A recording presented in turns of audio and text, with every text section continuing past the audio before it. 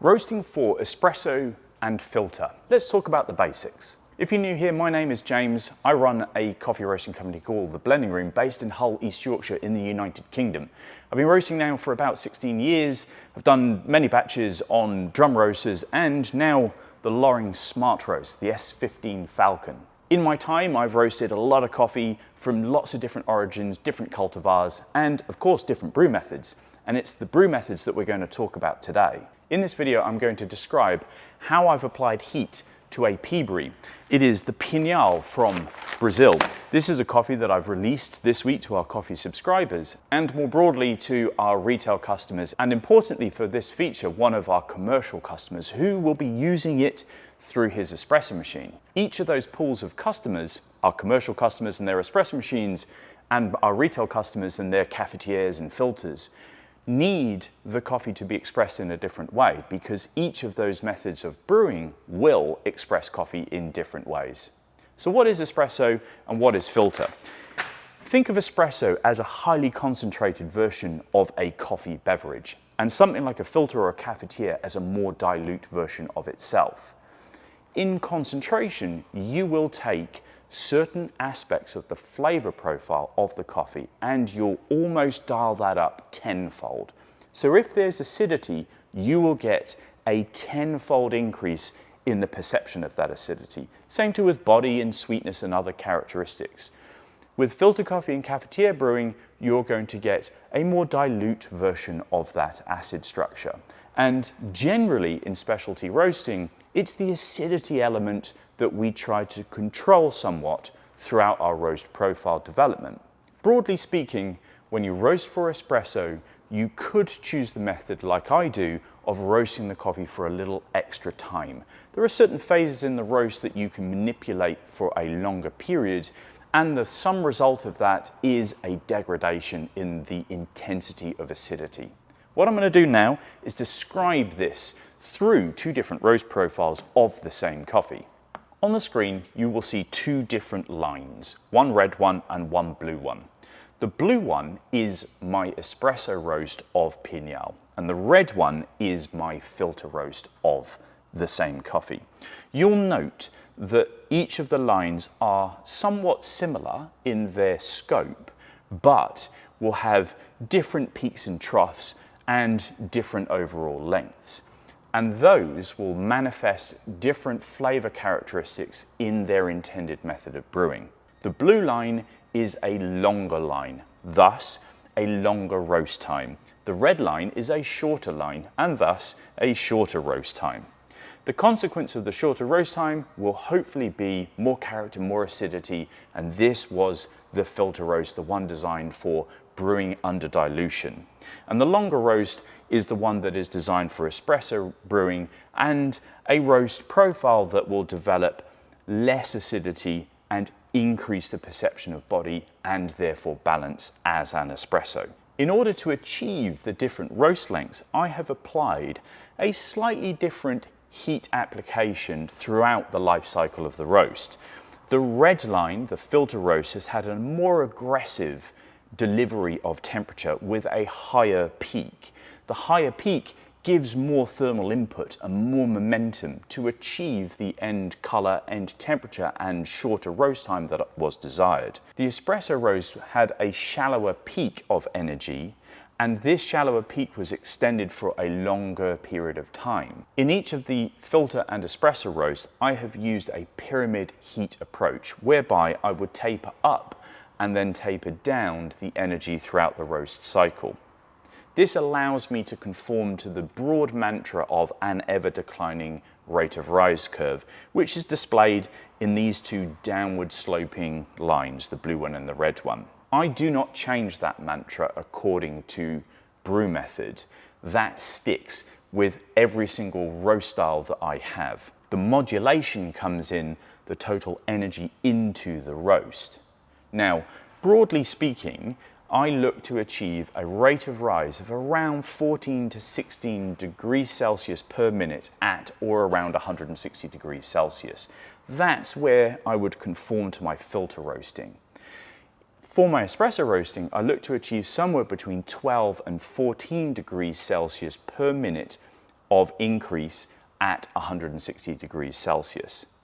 Those different energy inputs will of course have an impact in time, and time inside of the roasting drum will aim to degrade certain points.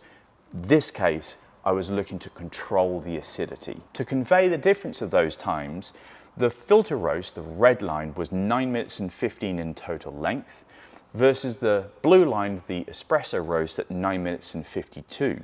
Each of the batches had different development times. So a development time is where you mark first crack, the audible expulsion of water vapor from the bean structure to the end point.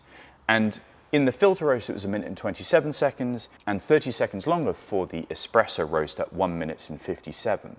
I find that extending that development time for espresso allows the end user greater balance within the cup. Importantly, when you're a cafe, you want the coffee to perform consistently, and an extended development time allows there to be more solubility in the cup and therefore a more consistent extraction yield more often. You'll also note there are two different end temperatures as well. 211.1 degrees Celsius for the filter roast and 216.5 degrees Celsius in the espresso roast. Generally speaking, a higher end temperature will degrade some of the fruit characteristics if present in the green coffee, and this sometimes is preferable for espresso brewing. Again, to imagine dialing down the intensity of that flavor in a highly concentrated brew. For filter brewing, I like to achieve the inverse of that. I really like to try and accentuate the fruit character if there is any, and that I achieve by using a lower end temperature. The conundrum when it comes to roasting the same coffee for two different brewed apparatus, espresso and filter brewing, is not to degrade too much of the original character of the coffee away in pursuit of a wholly balanced espresso brew. Similarly, to not underdevelop a coffee for a filter roast whereby you get green and grassy notes inside of the cup.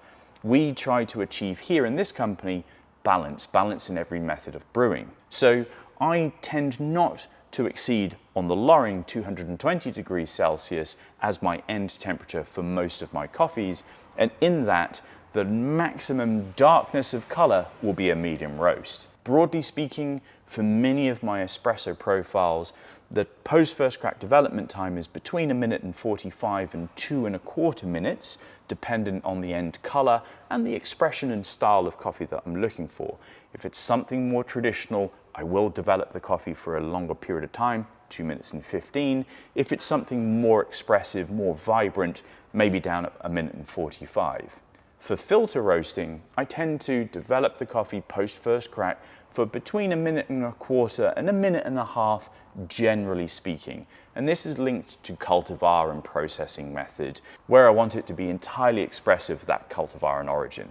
And of course, cultivar and origin and processing method are the real driving force behind the overall roast profile. I will make sure that I understand each of those facets before I design the roast profile. I want the roast profile to be proportionate to those things, and then I will modulate certain elements of that roast profile when I want to suit it to filter or espresso brewing. Some other little bits of information about these particular profiles. You may note that the start temperature is the same. The reason being is I link my charge temperature or the start temperature with the batch size. I do not decouple it for the method of brew or roast profile intended. So, charge temperature for your chosen batch size. You'll note also that the soak period, so that is the period where no or very little gas is applied between it and the first gas introduction, is exactly the same. I tend to use those soak periods to mitigate roast defects like tipping and scorching. That is almost impossible to do on the lowering, and same too with my double skin wool Probat. So I also don't tend to worry about the soak period, more applying the right charge temperature and the right gas profile for the method of brewing that I want. Some people have also asked me in these presentations about my end temperatures. Don't worry about the end temperatures that I do. They are linked solely to the machine that I am working on and will be entirely different to your piece of machine. Look at these profiles as a concept more than a prescribed way of doing things or a prescribed end temperature.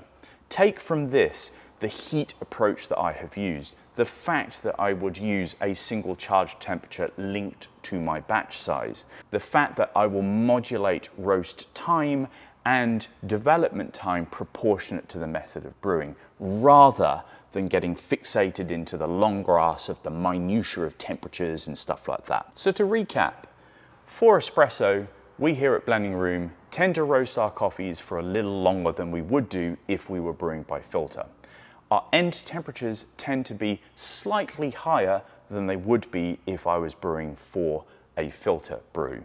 The heat application would be somewhat similar, however, the peak gas input would be lower for our espresso roast than it would be for our filter, and that is so that we can achieve a longer roast time. For every other facet of the roast cycle, we try to achieve very similar mantra, and that is so that we can get good solubility and fantastic balance in each of the methods of brewing.